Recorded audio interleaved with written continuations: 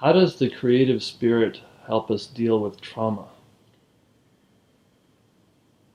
I feel that the relationship to the creative spirit is essential because this is something that is so essential and natural to all of us, especially when we're little, which is the ability to translate emotional or inner anxiety into play, into spontaneous theater, into that which we translate.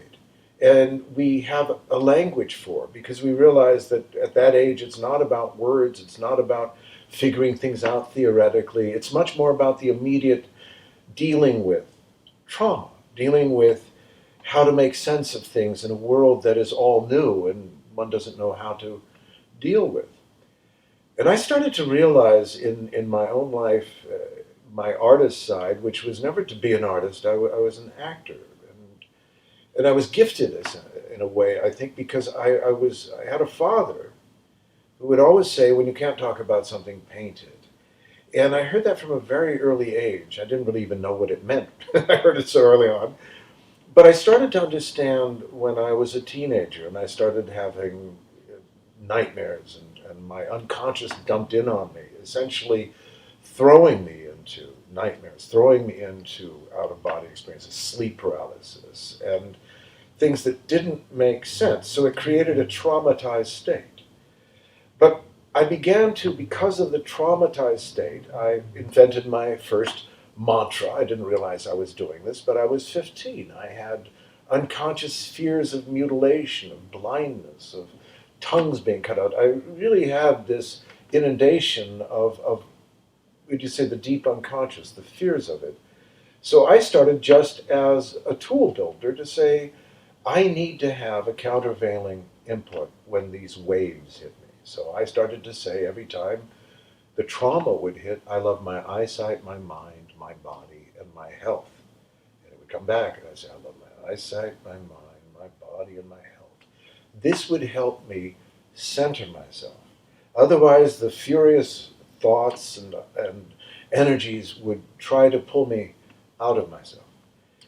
And this is also where I realized that the world doesn't supply us, because maybe it can't, with a place we can go to talk about these things and not sound quite mad, because most people are trying to keep a lid on it, saying, you're not supposed to feel this way.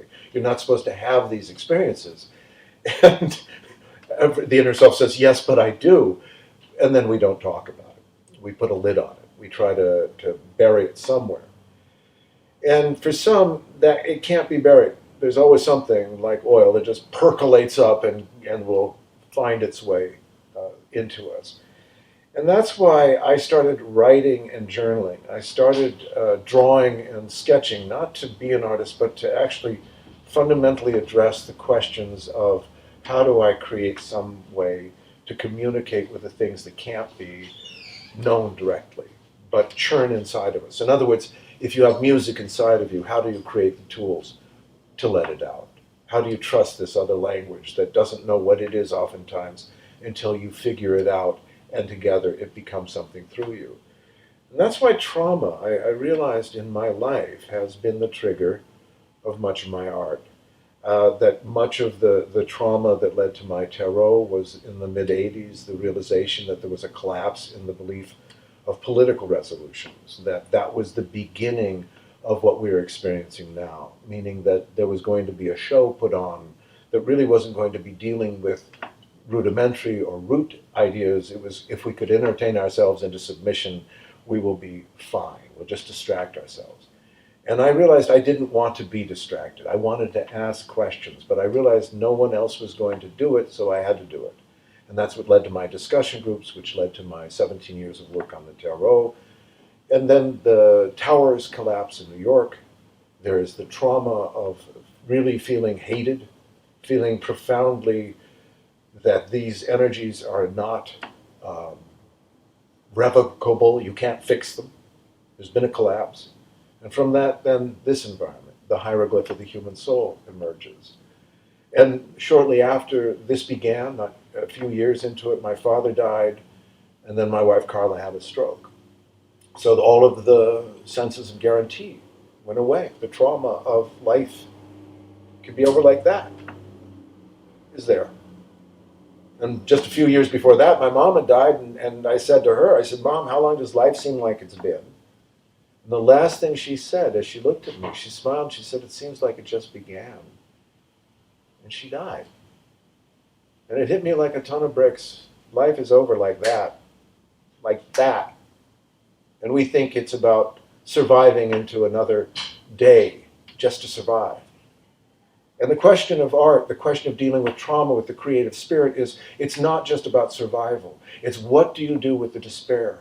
How do you not make the story about the darkness? How do you make the anger not about the anger? But how do you use these things as fuel? Because when we go back to the painted cave, when we go back to our ancestors, true AI, ancestral intelligence, it says, your arts have never been to make money or impress your neighbor. They've always been to construct a reality that you can live with. And if you want to change your story, you must do it with creative storytelling, because if you can't imagine something different, you can't draw it forth. And that's the key here, is that because of trauma, we are shaken to our core. Last year, the fire struck us, and it burned everything around us, and we stayed. And that trauma has transformed us. The year before that, I was standing in the killing field in Cambodia wondering, what do you do with the millions of the dead that are right beneath the earth, that were killed in an unbelievable evil? And even the killing field said, this is not your story. These are not your tears. This is their grief. Do not grieve. Yours is to witness. And that's what the creative spirit says. Ours is to witness, not judge. Not to stand in dominance over our neighbor, but to begin to understand that to be human is to be traumatized. We are dealing with trauma from our stories. We're dealing with trauma from our culture. We're dealing with trauma from our media. We're dealing with trauma from the journey of how am I me and not you. And if we honor that, then it's not stopping the trauma, it's transmuting it. It's going from the religion of there must be a solution to the alchemy of no, there is a transmutation. You're going to take this because you love more than you fear.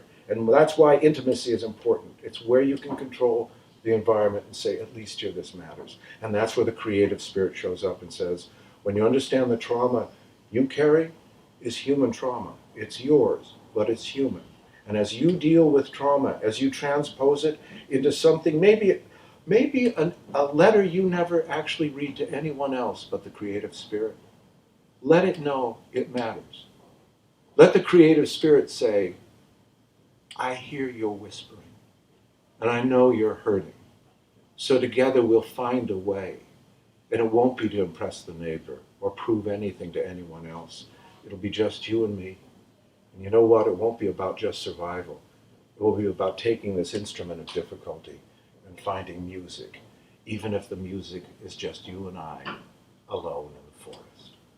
So please trust the creative spirit and understand we are all traumatized, but that from trauma comes the art that isn't about acquiescing to the trauma. It's in spite of it. Look at what we have done. Be proud of that. Being human is difficult, and who we are, profound, if we look at it through the lens of the creative spirit.